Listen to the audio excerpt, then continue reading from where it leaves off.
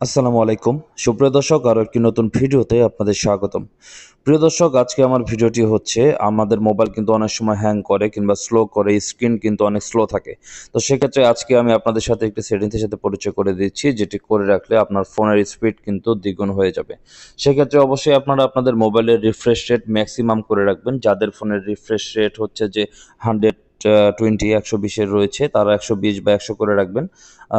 আর হচ্ছে যে বাকি একটা সেটিংস দেখিয়ে দিচ্ছি, সেটি হচ্ছে আমাদের ফোনে কিন্তু সবারই কিন্তু ভার্চুয়াল র্যাম রয়েছে। আমরা কিন্তু ভার্চুয়াল র্যামটা এক্সটেনশন করতে জানি না।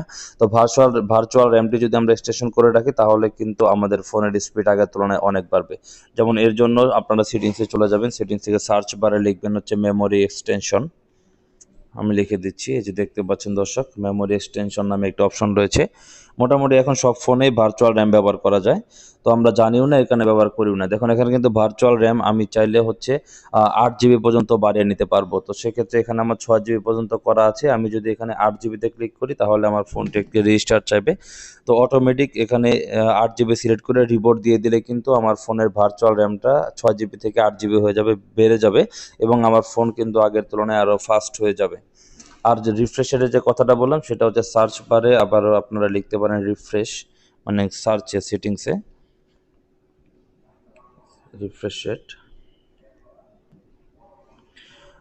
এই রিফ্রেশারটা কিন্তু আমার এখন 120 এবং 60। যদি 60ই আমি দিয়ে রাখি, 60 সিলেক্ট করি, তাহলে কিন্তু একটু স্লো কাজ করবে স্ক্রিন।